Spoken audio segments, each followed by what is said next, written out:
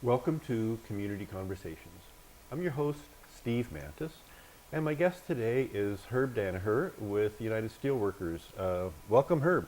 Welcome. Thanks, Steve, for having me and opportunity to share some of my thoughts, I guess, and talk a little bit of our organizations. I'm looking forward to the opportunity. And Excellent. So I've known Herb for some time, and you're now a staff representative with the Steelworkers Union.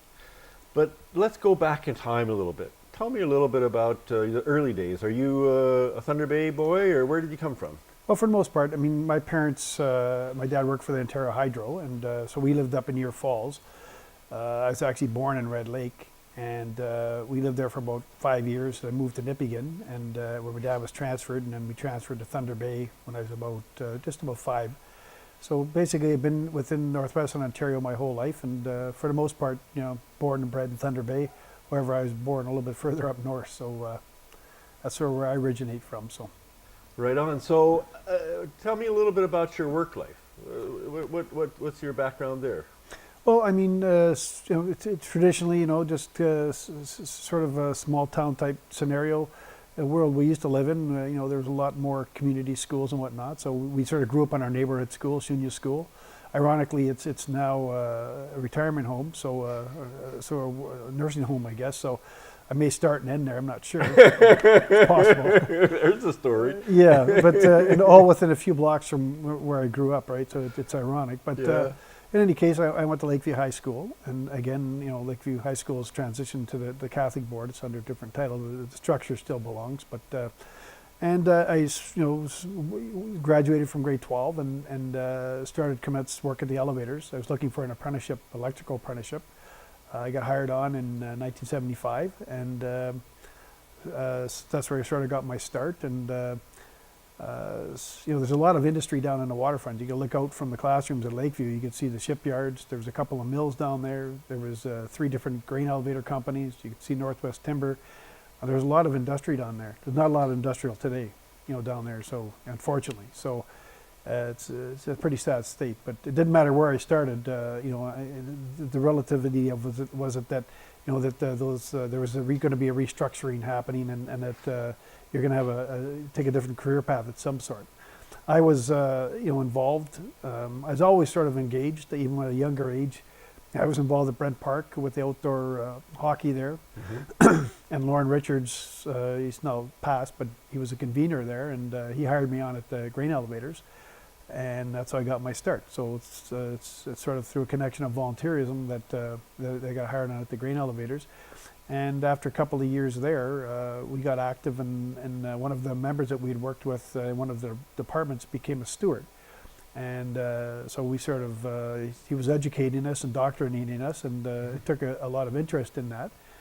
And so I'd gone back and forth from the elevators and attended school. I took electronics technician program for a year, went back to the grain elevator for a bit, and then again started to volunteer for the health and safety committees and shop committees, and I got to do a couple of courses, and really I took a steward's course, and it really changed the direction of my life.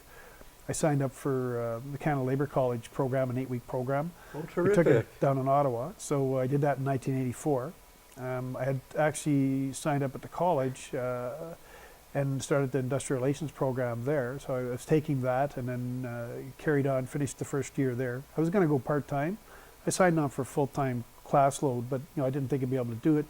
But as it turned out, I worked nights, either 4 to 12 or midnights, and did that for the next 3 years. Oh my God! I mean, it's a heck of a thing just taking a university course and then working full time. Yeah, it was often that I would end up taking my books, bring them into the workplace. We were downstairs shipping on the belts and whatnot. Depends what job we were up to, but anytime I had a break, I would be studying, and I carried my books with me. And I said, "Put me downstairs. Don't bring me up for breaks. I'll just stay down there and do what I need to do." And I spent a lot of weekends at the college. It was a real commitment on my part, but I was really interested in what I was doing, and once I was able to complete, take the full course load and sort of balance out my work life with school. That's basically all there was.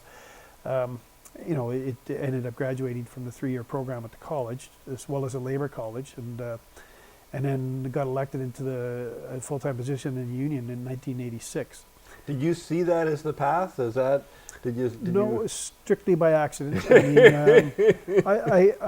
I was always the type of person, I guess was born in me that, I was vocal about certain things. And I remember even having a flyer route, and, they used to put extras, they called them, in the flyer routes. And, they wouldn't pay us anything, or they'd pay us half a cent. And, the extras were twice as heavy as what you were doing in any case, and you got 2 cents or whatever it was for the flyer. So, I revolted and either refused to deliver. My dad used to ask me why there's so many garbage bags inside of the house, or we just took issue with it. And it was sort of always in my blood, and I was always sort of involved and engaged in different aspects of the community, even at a younger age. And I see it in my kids now, even that they sort of revolt from time to time, and I could see a bit of that that their blood and I guess is transitioned to them, and they're vocal about certain injustices as well. But really, I just got engaged, got involved, and it just sort of carried on. I became the recording secretary, and I had a bona fide interest. I used to do a lot of social activities at work as well, so I'd run the Christmas parties. We had boot hockey tournaments, baseball tournaments. I was engaged throughout, all aspects of it, of the workplace. And in those days, like Pool 4, where I worked, there was like 200 people at that particular plant. So that was sort of a community within of itself. Where today, for example, the grain handling industry, where we have members at, there's about 200 members in total, or 225. Across the whole waterfront. That we represent. And before at one plant, we had over 200. Oh my gosh. So again, there was like a community all of itself. And I really got to know people, and I really got to learn some lessons of life by, I tell you a short story. When I drove down to the elevator, I didn't drive down, I rode my bicycle down there. I said, go early in the morning. So when I was first applying for work, so I rode my bike from about maybe 3-4 miles down to the terminal, and went there early in the morning. But I went there too early. I went there like at 6:30. The supervisor didn't arrive till 7:30. But I remember a fellow pulled me aside and said, what are you doing here? I said, well, I'm applying for work. He says, stay in school. I never forget that. But I did go back to school. So you did both, really? Yeah, I did both. And like I said, once I got, again, elected into the full-time position, I was still going to school, but the third year of the program at the college had a 4-month placement. So I did 2 months of it with the UFCW. We actually were part of the organizing team that organized the Valhalla. The Food and Commercial Workers Union. Yep, and so I was part of the organizing team there. And then we transitioned over and started work at, which was the BRAC at the time, our Transportation Communications Union. And I basically was an assistant to Frank Mazur, who was more or less my mentor. The king of the waterfront. The king of the waterfront, and really a person that's really misunderstood. It was far ahead of his time.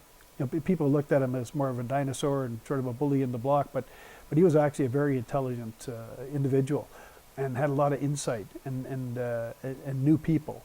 And he would duke it out. He would duke it out here, or if you wanted to go behind the backstop, so to speak, he would do it there too. But again, he was a pretty progressive, and he really took me under his wing, and I always appreciated that. I'm going to ask you to hold it there. We're out of time. We'll be right back. Please stay with us.